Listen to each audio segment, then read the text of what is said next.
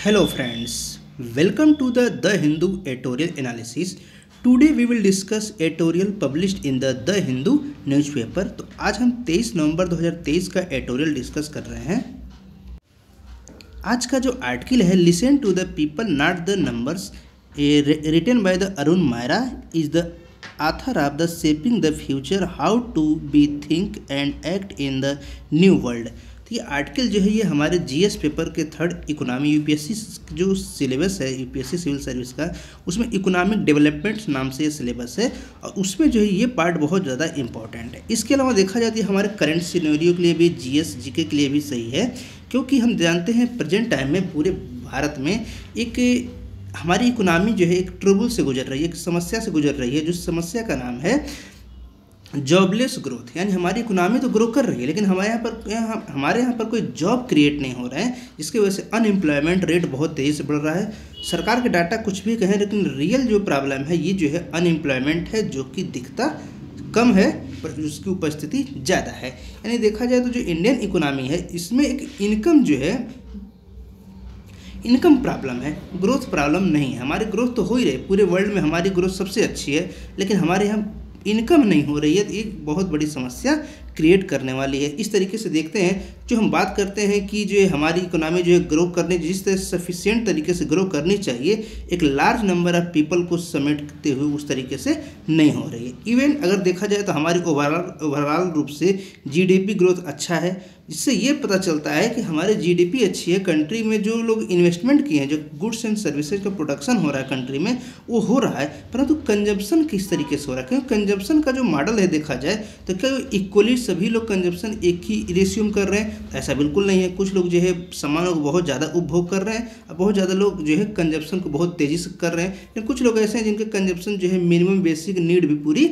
नहीं हो रही है। इस तरीके से देखा जाए तो ये चीज़ें पॉलिटिकल मैटर भी बन गए और फाइनली देखा गया कि भारत सरकार ने एक इकोनॉमिकली वीकर सेक्शन का नाम दे दिया और कॉन्स्टिट्यूशनल अमेंडमेंट 104 जो है कॉन्स्टिट्यूशनल अमेंडमेंट के माध्यम से उसको एक लीगल राइट भी दे दिया और इकोनॉमिक वीकर सेक्शन क्रिएट हो गया। वो जो है कास्ट और रिलीजन के रिगार्डलेस है, यानी उसका कोई मैटर कास्ट के बेस पर नहीं है।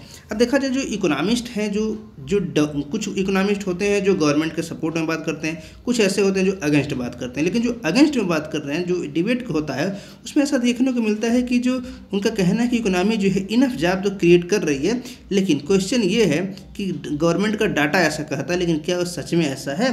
लेकिन कुछ लोगों का ऐसा मानना है कि जो प्रॉब्लम है वो इकोनॉमी की वो ग्रोथ में वो एक्चुअल में अनसफिशिएंट जॉब की है। यानी जो जॉबलेस ग्रोथ हमारी है ये हमारी पॉलिसी की खामियां हैं, बहुत बड़ी कमियां हैं, इसे जो है सरकार दूर नहीं कर पा रही। अगर देखा जाए तो कुछ लोगों का ऐसा मानना है जो इकोनॉमिस्ट हैं कि ये जो समस्या है एक्चुअल में ये इसी गवर्नमेंट ने पैदा किया है। 2014 के बाद से जो गवर्नमेंट आई है यूनियन गवर्नमेंट, इसी ने पैदा की। इसके पहले सारी चीज़ें अच्छी थी। उनका वही मानना है जैसे शेख चिल्ली का अगर चाबियाँ गायब हो गई तो लालटेन के नीचे जो चिराग तले अंधेरा होता है उसमें खोजता है, न कि वो जा करके वहाँ पर जहाँ जिस अंधकार में उसकी चाबियाँ गायब हुई थी। तो कुछ इसी तरह की कहानी है। क्या एक ही सरकार में सारे जो है कमियाँ आई हैं? तो ऐसा नहीं है। सभी गवर्नमेंट ने कुछ न कुछ ऐसे काम किए हैं जिसका जो है क्युमुलेटिव इफेक्ट हमको इस समय देखने को मिल रहा है। और एक्चुअल में जो हमारी इकोनॉमी है वो बाहर से तो बहुत अच्छी दिख रही है, लेकिन जॉबलेस ग्रोथ की वजह से इंटरनली काफ़ी ज़्यादा समस्या है। अगर देखा जाए तो क्या ये समस्या केवल भारत में है?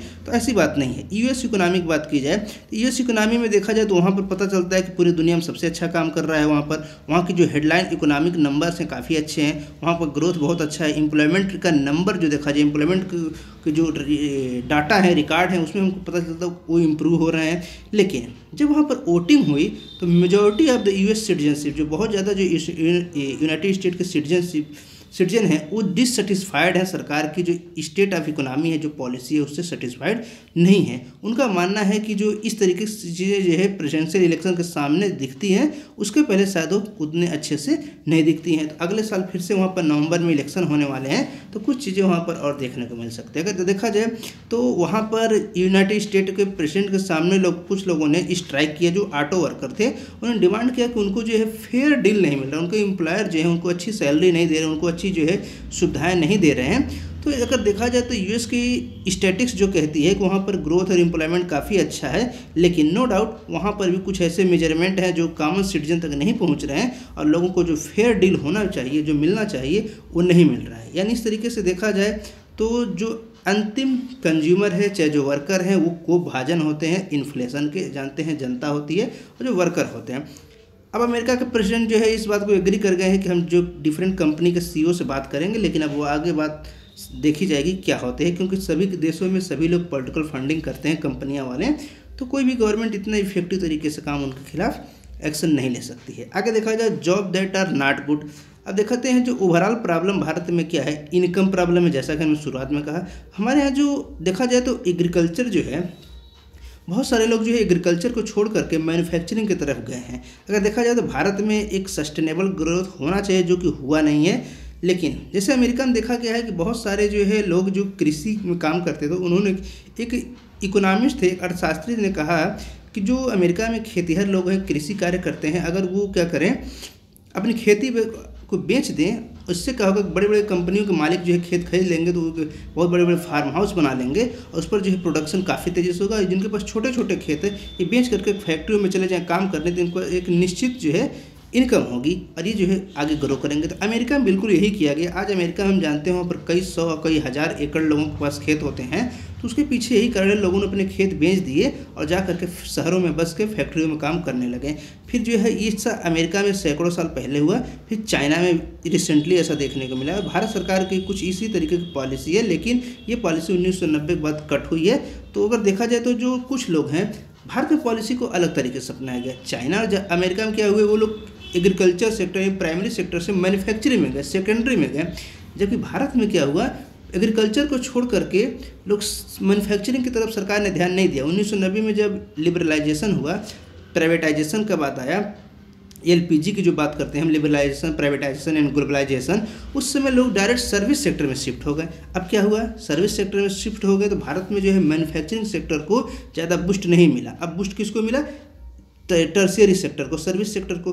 अब हम देखते हैं कि जो इन्फॉर्मेशन टेक्नोलॉजी है, कंप्यूटर साइंस की जो टेक्नोलॉजी है, ये हमारे पास इतना सफिशिएंट जॉब नहीं दे सकती। फिर भी भारत में देखा जाए तो 56% लगभग जो है आज भी लोग टर्शियरी सेक्टर में, सर्विस सेक्टर में काम करते हैं और मैन्युफैक्चरिंग में केवल 25% काम करते हैं। जबकि दुनिया के डिफरेंट देशों में देखा जाए तो करीब करीब 50 से 60%, 55%, 70% जो है लोग सर्विस सेक्टर में तो काम करते हैं, लेकिन उसके अलावा जो वर्कर हैं वो लोग मैन्युफैक्चरिंग में काम करते हैं और कृषि में, प्राइमरी सेक्टर में केवल 1 या 2% काम करते हैं। जैसे अमेरिका, जापान में 2% लोग ही कृषि करते हैं। तो भारत में ऐसी सिचुएशन नहीं है। तो भारत में जो प्रॉब्लम हुआ, इन लोगों को ये लगा कि लोग ज़्यादातर जो है चले जाएंगे हाई एंड सर्विस में चले जाएंगे, वहाँ पर बहुत ज़्यादा युवाओं को एब्जॉर्ब कर लिया जाएगा, लेकिन ऐसा हुआ नहीं।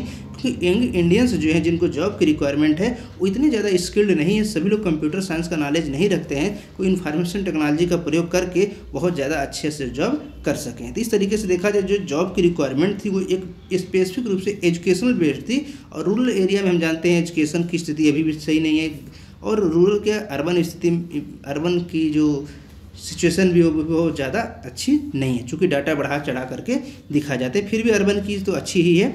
इस तरीके से देखते हैं जब हम एग्रीकल्चर से डायरेक्ट सर्विस की तरफ मूव कर गए तो हमारी जो एबिलिटी है वो जो है उतनी सही से काम नहीं कर पाई, और हमने देखा कि एक लैडर को हमने छोड़ करके डायरेक्ट क्लाइंब करने की कोशिश किया। इस वजह से जो हायर स्किल हमें होना चाहिए, नीड होनी चाहिए, जो नीड है जॉब के लिए, वो हमें न मिल सका।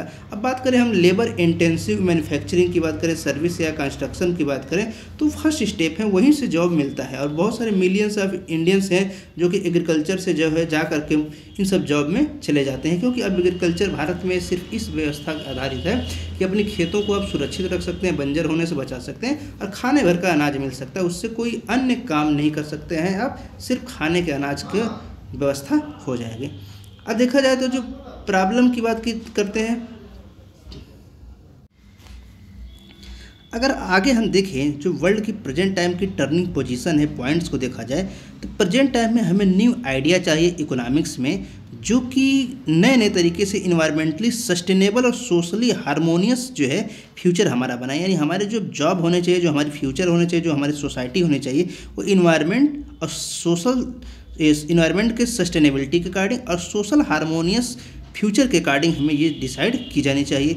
इसके अलावा जो स्टैटिक्स ऑफ द ग्रोथ देखा जाए, एम्प्लॉयमेंट का मेजरमेंट देखा जाए, तो ये हमें जो है इसको और अच्छे से विचार करने की ज़रूरत है, क्योंकि जो वर्क की बात हम करते हैं, वर्क एक्चुअल में रिक्वायर्ड चीज़ें हैं, लेकिन अगर देखा जाए जो इंटरप्राइज हैं, क्या इसमें एक्चुअल में उस तरीके से काम कर रहे हैं, तो हमें एक नए नए तरीके से इवैल्यूएशन करने की ज़रूरत है। सोशल और इकोनॉमिक रिलेशनशिप को भी इस्टेब्लिश करने की ज़रूरत होगी कि जो पर्टिकुलर इंटरप्राइजेज बन रहे हैं। अगर देखा जाए तो हमारी जो ड्राइव कैसी होनी चाहिए, हमारे फ्यूचर पर्सपेक्टिव देखा जाए तो ग्रीन, ऑर्गेनिक और लोकल चीज़ों को फोकस किए जाने चाहिए। जैसे प्राइम मिनिस्टर ने भी कहा, लोकल फॉर वोकल। तो देखा जाए तो हमारे जो एक्चुअल में जो ग्रीन एनवायरनमेंट की बात करते हैं, ऑर्गेनिक की बात करते हैं, जो लोकल की बात करते हैं, यहाँ पर सबसे बड़ी बात है कि ये कार्बन इमिशन को भी रिड्यूस करते हैं और हमारे इन्वायरमेंट को जो है और ज़्यादा सस्टेनेबल बनाते हैं। यानी जो हम बात करें अगर स्वयं की सस्टेनेबिलिटी की, स्वयं की केयर गिविंग की, तो स्वयं को अगर हमें सस्टेनेबल बनाना है, केयर गिविंग करनी है, तो हमें इस इंटरप्राइज को भी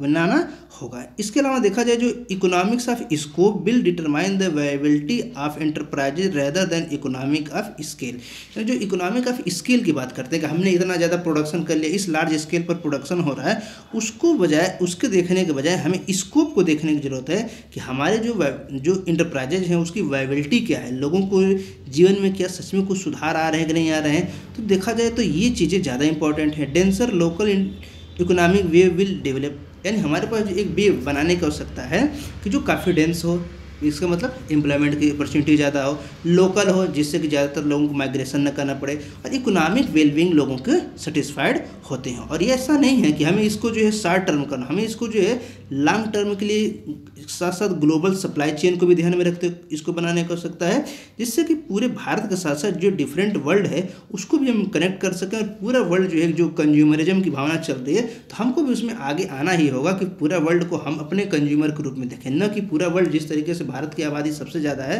और हमें पूरा वर्ल्ड जो है कंज्यूमर के पॉइंट ऑफ व्यू से देखता है, तो हमें भी उनको कंज्यूमर के हिसाब से देखना चाहिए। इस लार्ज स्केल पर हमें अपने प्रोडक्शन को करने की आवश्यकता है, लेकिन वो सस्टेनेबल होना चाहिए, जो जॉबलेस ग्रोथ नहीं होना चाहिए। Economic value in care giving. अब केयर गिविंग की बात की जाती है तो सबसे बड़ी बात आ जाती है जो घरों पर काम होते हैं, जो बात करते हैं सोशल इंटरप्राइजेज की, ये भी शामिल हो जाते हैं। और कुछ ऐसे भी जो इकोनॉमिक इफिशियंसी है उन्हें क्रिएट करने की ज़रूरत है। जैसे देखा जाए तो जो कॉर्पोरेट सेक्टर है एक्चुअल में वो डिजाइन कर रहे हैं, ऐसे सच में देखा जाए अब कॉर्पोरेट ही पूरे समाज को और घर को, लोगों को चला रहे हैं। तो कॉर्पोरेट इंटरप्राइजेज कुछ इस तरीके से होते हैं कि ज़्यादा से ज़्यादा अब वो काम करें, और लोग जो वर्क है, जिस तरह बात करते हैं केयर गिविंग की वर्क है, अब वो इकोनॉमिक वैल्यू देंगे। लेकिन इकोनॉमिक वैल्यू कब देंगे? जब कोई अपने घर में काम करेगा तो उसकी इकोनॉमिक वैल्यू नहीं होगी, जब कोई दूसरे घर में काम करेगा तो उसको इकोनॉमिक वैल्यू दी जाएगी। यानी कोई भी व्यक्ति देखा जाए जो अपने घरों में, स्पेशली देखा जाता है वीमेंस के रूप में, कि अपने घर में जो काम करते हैं उनको कोई फैमिली की रिस्पॉन्सिबिलिटी मान ली जाती है और उसको जो इकोनॉमिक वैल्यू नहीं दी जाती है, जबकि कोई दूसरे घरों पर काम करता है उसे हम काउंट कर लेते हैं। इस तरीके से देखा जाए तो एक मॉनेटरी इकोनॉमिक वैल्यू को भी जो है बढ़ावा देने की ज़रूरत है, जिससे कि हमारे जीडीपी को भी डायरेक्टली फायदे दिखेगा। और देखा जाएगा जो लेबर फोर्स पार्टिसिपेशन की बात हम करते हैं तो भी हमारा बढ़ेगा। तो फाइनली देखा जाए तो जो इकोनॉमिक साइंटिस्ट हैं, जो इकोनॉमिक अर्थशास्त्री हैं, ये लोग करते क्या हैं, जो फार्मल इंटरप्राइज है जब उसमें जो इकोनॉमिक वैल्यू होती है उसे ही काउंट कर रहे हैं। तो जो इनफॉर्मल है अगर उसको भी काउंट किया जाए तो काफ़ी ज़्यादा अच्छा होगा। और जो हम देखते हैं कि जो इस तरीके से होगा, जो स्पेशली रूरल इलाके में, चाहे जो हम जानते हैं जो ट्राइबल एरिया हैं, उन रिमोट एरिया है, उसमें बहुत सारे जो care giving, domestic care giving work है, उनको अगर कंसिडर किया जाएगा तो ये जो है हमारे लिए एक सस्टेनेबिलिटी को रिप्रेजेंट कर सकता है।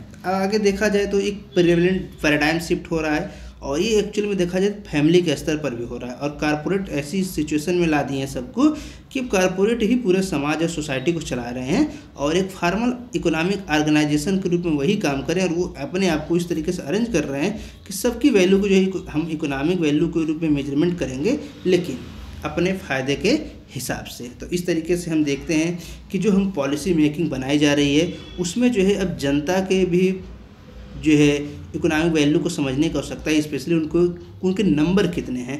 हमें नहीं देखना चाहिए कि सरकार ने कितने ब्रॉड स्केल पर प्रोडक्शन किया, हम देखना चाहिए कि कितने नंबर, कितना रेशियो है, कितना परसेंटेज लोगों को काम मिल रहा है। और जो स्मॉल शेयर होल्डर हैं, स्टॉक होल्डर हैं, चाहे वर्कर हैं, स्मॉल एंटरप्रेन्योर हैं, चाहे वीमेंस हैं, या इवन जो देखो हायर एजुकेशन में जो बच्चे एडमिशन ले रहे हैं, पढ़ रहे हैं, अब कोई ग्रेजुएट है, पोस्ट ग्रेजुएशन में एडमिशन ले लिया है, तो क्या उसको सिर्फ पढ़ाई करनी चाहिए, कुछ इंटरप्राइजेज भी करे? क्यों स्किल इंडिया की बात जो है बाद में होनी चाहिए? स्किल इंडिया की बात जो है क्यों ग्रेजुएशन या पोस्ट ग्रेजुएशन के टाइम नहीं होनी चाहिए? क्योंकि बड़े बड़े जो विश्वविद्यालय हैं उसमें पढ़ने वाले बच्चे तो ऐसा करते हैं।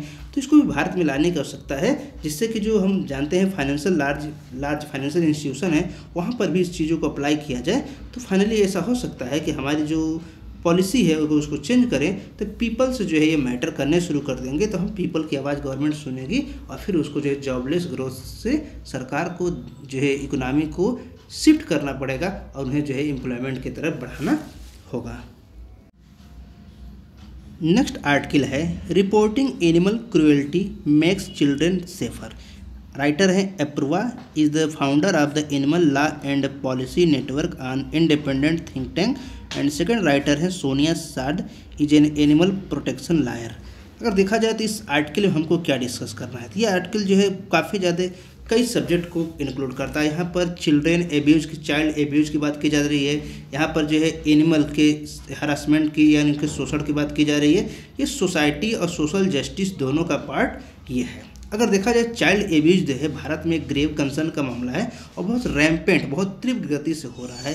2007 में union ministry of women and child development ने एक रिपोर्ट पब्लिश किया, उसमें पाया गया, एक एम्पिरिकल स्टडी किया गया, इसमें पाया गया कि जो चाइल्ड एब्यूज भारत में वो बहुत तेज़ी से बढ़ रहा है, उसके इंसिडेंट्स काफ़ी तेज़ी से हैं।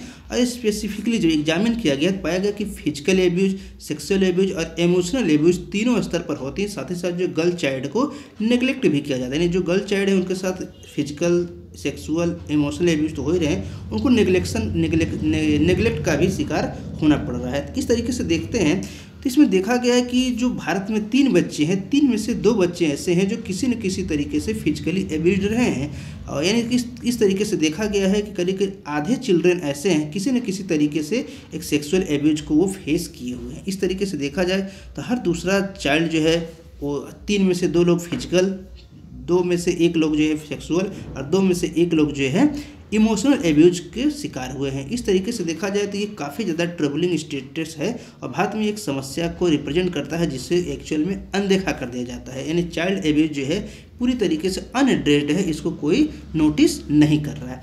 चाइल्ड एब्यूज की बात की जाए तो एक्चुअल में देखा जाता है, जो स्टडी बताती है कि सबसे पहले ये जो फैमिली के साइज और स्ट्रक्चर पर डिपेंड करता है और एक्चुअल में वहीं से शुरू होता है। और सबसे बड़ी बात है कि lack of effective implementation law, कोई लॉ नहीं है, फिर गरीबी की वजह से, इलिटरेसी है और कुछ कल्चरल फैक्टर की वजह से भी ऐसा होता है। सबसे बड़ी बात है इसको रिपोर्ट कौन करेगा और क्यों रिपोर्ट करेगा।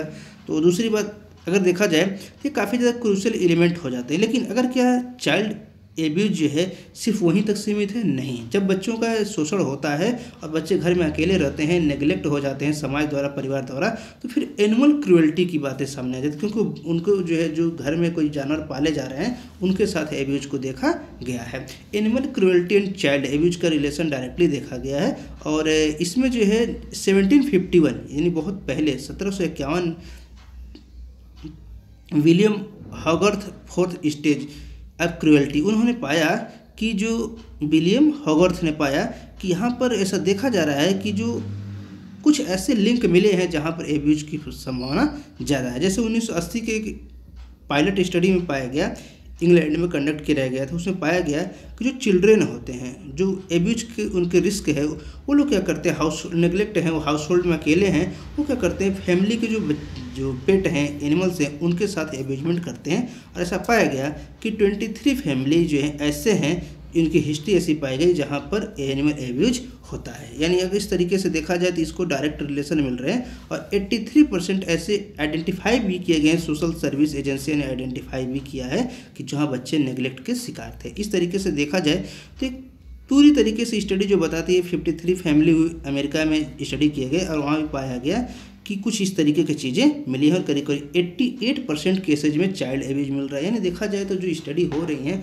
उनकी संख्या भले लिमिटेड है, 53 फैमिली, 23 फैमिली, इसमें भी पाया गया कि 88% तक केसेज ऐसे मिल रहे हैं। 2019 में एक स्टडी की गई अमेरिका में, इसमें पाया गया कि इंटरपर्सनल वायलेंस ज़्यादा है और इसमें पाया गया कि 12.3% केसेज ऐसे हैं जहां पर लोगों को धमकियां हैं, थ्रेट हैं, वायलेंस एनिमल की तरफ, एनिमल के प्रति जो वायलेंस देखने को मिलता है बच्चों द्वारा मिलता है। एक्चुअल में ऐसा क्यों हो रहा है? तो ऐसा एक्चुअल में इसलिए हो रहा है कि बच्चों के साथ नेगलेक्ट की भावना हो रही है, उनके साथ एब्यूजमेंट हो रहे हैं, तो बच्चे भी अकेलेपन के शिकार हैं और वो बच्चे ऐसा कर रहे हैं। Easier to detect, easier to detect. अब देखा जाए डिटेक्शन की बात की जाए तो एनिमल एब्यूज को आसानी से डिटेक्ट किया जा सकता है चाइल्ड एब्यूज के तुलना में। क्यों? क्योंकि उनके जो है एनिमल के बहुत ज़्यादा कोई ख्याल नहीं रखता है, इसलिए उनके ऊपर जो डोमेस्टिक वायलेंस है बच्चे तो झेल लेते हैं और रिपोर्टिंग ज़्यादा नहीं होती, लेकिन एनिमल का हमको देखने को मिल जाता है और ऐसा होम में हर जगह देखने को मिल सकता है। लेकिन अगर देखा जाए तो इसका कोई उपाय दिख रहा है? तो ऐसा कोई उपाय नहीं दिख रहा है। जो कुछ जो एविडेंस हमको मिलते हैं, कस्टडी की बात की जाए तो चाइल्ड एब्यूज के बारे में सुने जाते हैं, लेकिन ये डिफ़िकल्ट है कि उनको पूरा डिटेल अकाउंट किया जाए, उसकी पूरी लिस्टिंग की जाए। There is a strong link between animal cruelty and child abuse. जैसा कि हमने कहा कि ऐसा चीज़ें काफ़ी ज़्यादा देखने को मिल रही हैं और ये फर्दर इन्वेस्टिगेशन का मामला है कि कहीं ऐसा तो नहीं कि इंडियन पर्सपेक्टिव में है, क्योंकि इंडियन में ऐसा देखने को ज़्यादातर मिलता नहीं है। इसका मतलब क्या है? यहाँ पर कोई जांच वगैरह नहीं हुए हैं, इस तरीके से इन्हें हम नेगलेक्ट करते जा रहे हैं।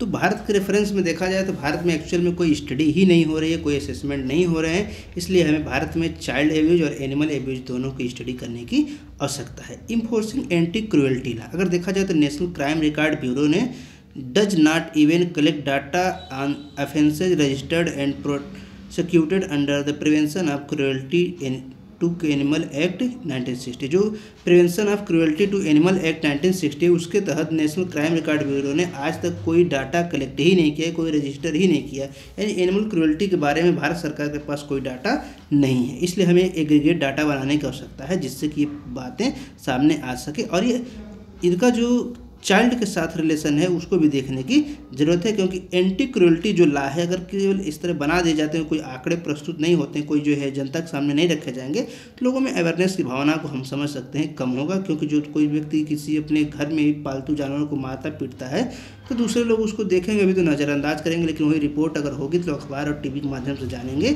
उस पर जो है धीरे से बात सामने आने लगेंगी। आज तो सोशल मीडिया का ज़माना है, इसलिए हमें जो है ये बहुत आवश्यक है इस तरह की रिपोर्ट बनाया जाए, उसे रजिस्टर किया जाए और जो केसेज हो रहे हैं उन्हें जो है रजिस्टर करके साथ साथ उसको डाटा भी पब्लिश किया जाए। यानी इस तरीके से देखा जाए तो both human and animal victim of crime are prone to victimisation by the same perpetrator. तो यहाँ पर जो है एनिमल और ह्यूमन दोनों के ही विक्टिम को विक्टिमाइजेशन की अपॉर्चुनिटी सिचुएशन में देखने को मिलती है। तब हम देखा जाए तो जितने स्टेक होल्डर हैं जो चाइल्ड प्रोटेक्शन की बात करते हैं चाहे एनिमल प्रोटेक्शन की बात करते हैं, उनके लिए कोलैबोरेटिव मीटिंग करनी चाहिए, उनको एक ऑब्जेक्टिव बनाना चाहिए कि किस तरीके से हम ये रिड्यूस कर सकते हैं, उन्हें रिपोर्टिंग किया जाना चाहिए, उसे प्रोसिक्यूशन होना चाहिए और साथ ही साथ ये देखना ज़रूरत है कि ये जो चिल्ड्रेन के द्वारा हो रहे हैं उसको भी रोका जाए, क्योंकि चिल्ड्रेन पर भी हो रहे हैं। नेक्स्ट आर्टिकल है अनहीडेड एडवाइस। तो ये जो आर्टिकल है एक्चुअल में थोड़ा दुर्भाग्यपूर्ण है। The time has come for the governor's role to be reconsidered. अब गवर्नर के रोल को भी रिकन्सिडर किया जाना चाहिए। तो हम जानते हैं भारत में एक जो गवर्नर का पोस्ट है ये जब से संविधान बना है तब उस समय तो पता नहीं चला। इन 1967 के इलेक्शन में जब कांग्रेस पार्टी बहुत सारे राज्यों में हार गई और रीजनल पार्टियों की सरकार बन गई, तब से ऐसा देखा जाने लगा है कि गवर्नर का रोल हमेशा से कंट्रोवर्सी में रहा है। सेंट्रल गवर्नमेंट यूनियन गवर्नमेंट कोई भी हो, हमेशा गवर्नर का रोल कंट्रोवर्सी होता है। ऐसा एक बार नहीं हुआ है, 1967 से लेकर के आज तक ये है। देखा जाए तो जो गवर्नर का मामला है इनको एक कॉन्स्टिट्यूशनल पावर दिया गया, कॉन्स्टिट्यूशनल राइट बहुत ज़्यादा दिए गए हैं और इस वजह से क्या है कि इनके पास जो बहुत सारे पावर आ जाते हैं, लेकिन समय समय पर देखा गया है कि इनके पावर का जो इंटरप्रिटेशन होता है गवर्नर अपने तरीके से करते हैं और गवर्नमेंट अपने तरीके से करती है और मामला चला जाता है हाई कोर्ट या सुप्रीम कोर्ट में।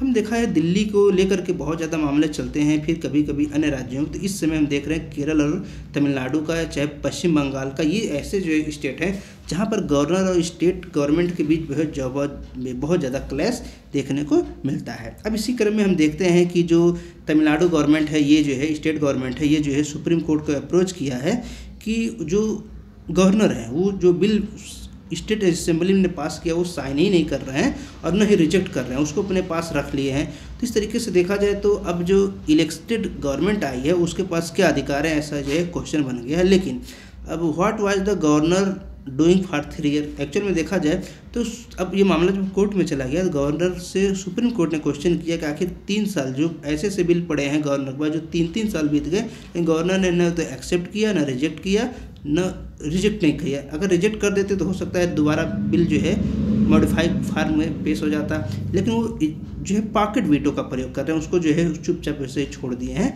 तो इस तरीके से देखा जाए तो ये जो है एक्चुअल में जो बिल है, जो जनता के द्वारा चुनी हुई सरकार है, उसके जो चुने हुए लोग जो है कानून बनाना चाहते हैं वो बन नहीं पा रहा है। गवर्नर जो है उसमें अनिच्छा दिखा रहे हैं। इसमें कुछ चीज़ें ऐसी है, कुछ पावर ऐसे हैं जैसे कि जो केरल है, चाहे तमिलनाडु है, इन लोगों ने ऐसे, चाहे पश्चिम बंगाल है, इन लोगों ने ऐसे बिल बनाए हैं कि जो यूनिवर्सिटी होती है, स्टेट यूनिवर्सिटी, उसमें चांसलर का पोस्ट गवर्नर के पास होता है, ये लोग अपने तरफ ट्रांसफ़र करना चाहते हैं, गवर्नर उस पर चुप है। तो इस तरीके से देखा जाए तो भारतीय संविधान की आर्टिकल 200, जो भारतीय संविधान का अनुच्छेद 200 है, वो क्या कहता है कि जो भी बिल होगा, पास होगा स्टेट असेंबली में, उसे लेजिस्लेचर द्वारा पास किया जाए, उसे गवर्नर के सामने पेश किया जाएगा असेंट के, उसकी सहमति के लिए, और गवर्नर जो है उस पर सहमति दे सकता है या रिजेक्ट कर सकता है।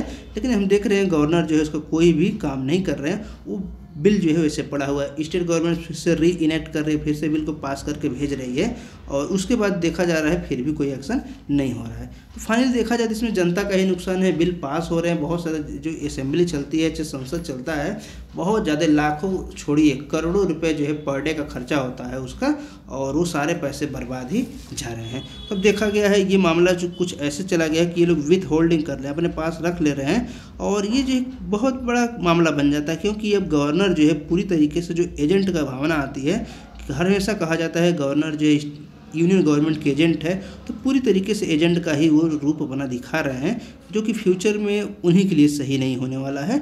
और हो सकता है कि कुछ ऐसे कानून जो है यूनियन गवर्नमेंट नहीं बनाएगी, स्टेट गवर्नमेंट नहीं बनाएगी, तो हो सकता है सुप्रीम कोर्ट जुडिशल लेजिस्लेशन के मामले मूड में आ जाए। जैसा कि हम बहुत सारे ऐसे कानून जानते हैं जो सुप्रीम कोर्ट ने स्वयं बना दिए, तो कुछ जुडिशल लेजिस्लेशन का मामला आ सकता है कि गवर्नर के ऊपर वो कुछ ऐसे बिल या कुछ ऐसे जो है कर्तव्य ड्यूटी थोप दे कि अब ये काम करना, चाहे वो भले ही संविधान में न लिखा हुआ है, अब गवर्नर या गवर्नमेंट दोनों जो है उसके माध्यम से रिस्ट्रिक्ट हो जाएंगे, और उनको जो है जो विथ होल्डिंग एसेंट की बात करते हैं, हो सकता है वो छीन जाए, और उनको एक स्पेसिफाइड पीरियड दे दिया जाए कि 6 महीने साल भर में उनको बिल को या तो एक्सेप्ट करना है, या रिजेक्ट करना है, या रिटर्न करना है। तो हो सकता है कुछ ऐसे सिचुएशन हमको देखने को मिले। तो अगर देखा जाए तो कुछ जो प्रोविज़न है उसके जो डिस्क्रिशनरी नेचर के हैं उसके गवर्नर यूज करते हैं, लेकिन जो डिस्क्रिशनरी नहीं है, और जिसमें कहा गया है कि गवर्नर को ऐड एंड एडवाइस, ये क्लाज रखा गया है कि जो काउंसिल ऑफ मिनिस्टर है उसके ऐड और एडवाइस पर इनको काम करने हैं, तो गवर्नर ऐसा कर रहे हैं कि नहीं कर रहे हैं, ये मामला सुप्रीम कोर्ट का है। अब वो इससे को इंटरप्रेट करेंगे, तो हम उस प्रोविज़न को आगे देखेंगे। नेक्स्ट आर्टिकल है ग्लीमर ऑफ होप। ये हमारे इंटरनेशनल रिलेशन से जुड़ा हुआ मुद्दा है। तो इसमें देख रहे हैं कि इजराइल और हमास के बीच जो लड़ाई चल रही है वो एक इंटरनेशनल पॉलिटिक्स का मामला हो चुका है, जियो पॉलिटिक्स का मैटर हो चुका है। तो इसमें एक नया मोड़ आया है कि इजराइल और हमास दोनों ने एक डील पर एग्री हुए हैं कि जो उनके होस्टेज, जो बंधक बनाए गए हैं, दोनों पक्ष जो है उसे वापस करेंगे, और 4 दिनों तक कोई लड़ाई नहीं की जाएगी। यानी 4 दिन तक के बाद, 4 दिन बाद बम बारूद गोला बरसाते रहो, कोई चिंता नहीं, लेकिन 4 दिन नहीं होगा। तो इसमें देखा गया है कि जो पैलेस्तीन के 2.3 मिलियन पीपल हैं उनको जो है बहुत ज़्यादा मिजरेबल कंडीशन में पाया जा रहा है। लेकिन इजराइल का मानना है कि जो 7 अक्टूबर को हमला किया है उसमें भी बहुत सारे लोग मारे गए। तो अब इस देखा जाए तो इस डील के करने के पीछे का मेन उद्देश्य क्या है, इस डील का जो मेन एम देखा गया है कि इसमें जो है 50 ऐसे जो सिविलियन है जो कि इजराइल के हैं, पैलेस्तीन के कंट्रोल में है, जो हमास के कंट्रोल में, उसे रिलीज करेगा, और इजराइल जो है 150 पैलेस्टीनियन प्रिजनर को रिलीज करेगा। यानी दोनों जो है 4 दिनों तक लड़ाई रोक करके अपने अपने नागरिकों की अदला बदली करेंगे।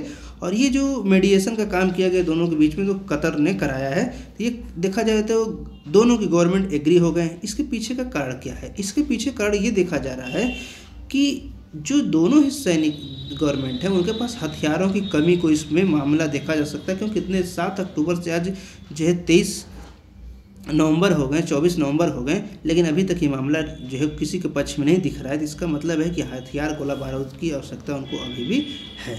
इसमें देखा जाए तो हमास ने करीब करीब 240 लोगों को कैप्चर कर रखा है, लेकिन 50 लोगों को छोड़ेगा। फ़लस्तीन के पास भी काफ़ी ज़्यादा लोग हैं, लेकिन देखा जाए तो 1200 लोग जो है जब 7 अक्टूबर को हमास ने हमला किया तो मारे गए, और अब जो इजराइल ने हमला किया है उसमें करीब करीब 13,000 लोग मारे गए हैं। तो करीब करीब 10-11 गुने से ज़्यादा लोग मारे गए। इस तरीके से देखा जाए तो जो पॉलिटिकल एजेंडा था, दो व्यक्तियों के जो अपने घमंड थे, गर्मी थी, वो लोगों के, नागरिकों के ऊपर सामने बरस रही है और लोग मर रहे हैं। अब देखा जाए जो बात की जाती है पैलेस्टीनियन के नागरिकों की, उनके ऊपर जो बम गिराए जा रहे हैं, उनको डिस्प्लेस किया जा रहा है, उनके घर छीन जा रहे हैं, उनको खाने का, दवा का कुछ नहीं है। लेकिन ये समस्या देखा जाए तो एक्चुअल में किसकी है? ये समस्या है रिलीजन की, ये समस्या है सोसाइटी में अंधविश्वास की, ये समस्या है लोगों की बहुत एक दूसरे से आगे निकल जाने की, ये समस्या है दूसरे के ऊपर राज करने की भावना से। ये जो दूसरे के ऊपर राज करने की भावना है, ये हमेशा से लोगों को प्रताड़ित करती रही है और आगे भी प्रताड़ित करती रहेगी। हमारा धर्म सर्वश्रेष्ठ है, हम दूसरे के ऊपर राज करें, हमारे दुनिया में जो है डंका बजे, ये जो भावना है, ये जो भी देश इसको अपनाएगा वो इस तरीके से उसके नागरिक मारे ही जाएंगे। इसलिए अब जो इजराइल के चाहे तरफ से हो चाहे फ़लस्तीन की तरफ से हो, डेंजरस दोनों लोगों के लिए है। और वहाँ पर देखा जाए तो कोई भी अब जो है सिचुएशन सॉल्व होती हुई तो नहीं दिख रही है। तो इस तरीके से देखा जाए तो पहले एक अल शिफा हॉस्पिटल है जो कि गाजा में है, उस पर जब हमला किया गया बहुत सारे लोग मारे गए। तो इजराइल का कहना था कि इस हमले को हमने नहीं किया, फ़लस्तीन ने ही किया है, और ऐसा माना जाता है। कुछ लोगों का ऐसा भी कहना है कि उसी हॉस्पिटल के नीचे जो है एक बंकर है जिसमें ये इसके ऑफिशियल पर्सन रहते भी, वहाँ से एक जो है सुरंग भी है, उसी सुरंग के माध्यम से आते जाते हैं।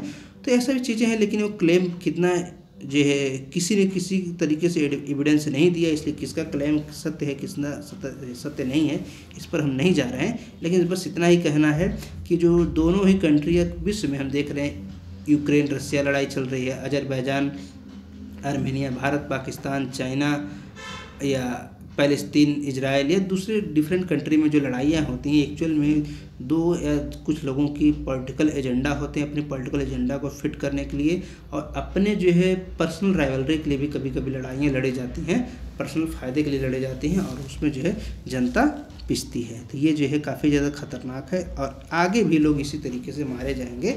जैसे कि सेकेंड वर्ल्ड वॉर में 5 करोड़ से ज़्यादा लोग मारे गए। क्यों? क्योंकि 2-3 लोग ऐसे थे जो अपने आप के पूरे वर्ल्ड में शासन करने की इच्छा से ग्रसित थे, और उसी इच्छा के वजह से पूरा first world war, second world war होते गए, और आज भी लड़ाइयाँ हो रही हैं। तो ये था आज का एडिटोरियल। अगर आप चैनल पर नए हैं तो चैनल को सब्सक्राइब जरूर करें, और वीडियो देखने के लिए थैंक यू। और वीडियो जो है लोगों को शेयर भी करें। So thanks for the watching the video. जय हिंद, जय भारत।